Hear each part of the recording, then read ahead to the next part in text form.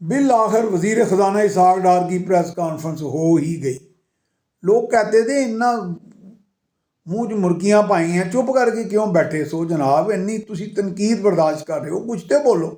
کیا وہ آپ میجک کر سکتے تھے؟ نہیں کر سکتے تھے۔ کچھ باتیں انہوں نے کی ہیں کہ جی وہ ہمارے اشاریے یہ تھے، جب ہم نے debt to G D P تھا وہ 63 تھا، یہ 73 یا 74 پہ چھوڑ کے گئے پی ٹی آئی والے۔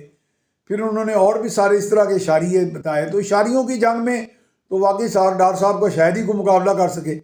لیکن ایک بات جو اس میں خوشنما اور تھوڑی ہمت حوصلہ افزا دکھائی دی کہ انہوں نے کہا ہے کہ بجائے قوم کو کہ مائنڈ کو پوائزن کرنے کے کہ ان کا حوصلہ ٹوٹے اور اپنی ریاست میں اعتماد کھو دیں وہ، اور کہیں کہ جی ہم ایک کولیپس اسٹیٹ ہیں، ڈیفالٹ کرنے والے ہیں، مرنے والے ہیں، انہوں نے دو باتیں حوصلہ افزا کی ہیں۔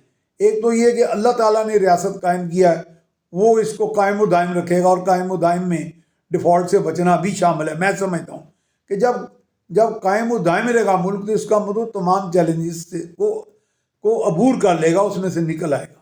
یہ بات میرا خیال ہے اللہ پہ ایمان رکھنے والے لوگ جو ہیں، وہ اس لیے نہیں میں کہہ رہا کہ یہ اسحاق ڈار کہہ رہے ہیں کہ میرے دوست ہیں یا کسی اور کے دوست ہیں، اس لیے میں کہہ رہا ہوں کہ ہم لوگ جو اللہ پہ کامل ایمان رکھتے ہیں وہ سمجھتے ہیں کہ واقعتاً پاکستان اللہ تعالیٰ کی خاص عنایت کے تحت تخلیق ہوا، اور اسی خاص عنایت کے تحت ہم چیلنجز عبور کر لیں گے۔ ہم ایز اے قوم، اس میں لیڈر اچھے برے آتے رہیں گے، لیکن ایز اے قوم ہم ان چیلنجز کو عبور کر لیں گے، انشاءاللہ فتح پائیں گے اس میں۔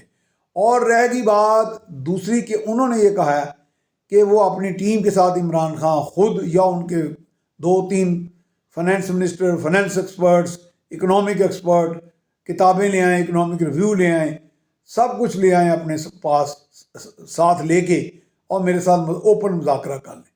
تو یہ میرا خیال ایک بہترین تجویز ہے۔ اوپن مذاکرہ اگر چارٹر آف اکانومی نہیں ہو سکتا تو ڈیبیٹ تو ہو سکتی ہے نا۔ خان صاحب کو تو ویسے ہی مذاکرے، ڈیبیٹس، دھمکیاں، ایک دوسرے کو نیچا دکھانا پسند ہے، تو خان صاحب یہ تو بہترین موقع ہے، ان کو نیچا دکھائیں، آئیں اپنی ٹیمیں لے کے، شوکت ترین، حفیظ شیخ یا دیگر جتنے بھی، اسد عمر، اتنے بڑے منصوبہ ساز اور اکانومسٹ جو کیمیا دان آپ کے پاس موجود ہیں، تو یہ چیلنج اسحاق ڈار کا قبول کریں، دودھ کا دودھ پانی کا پانی ہو جائے۔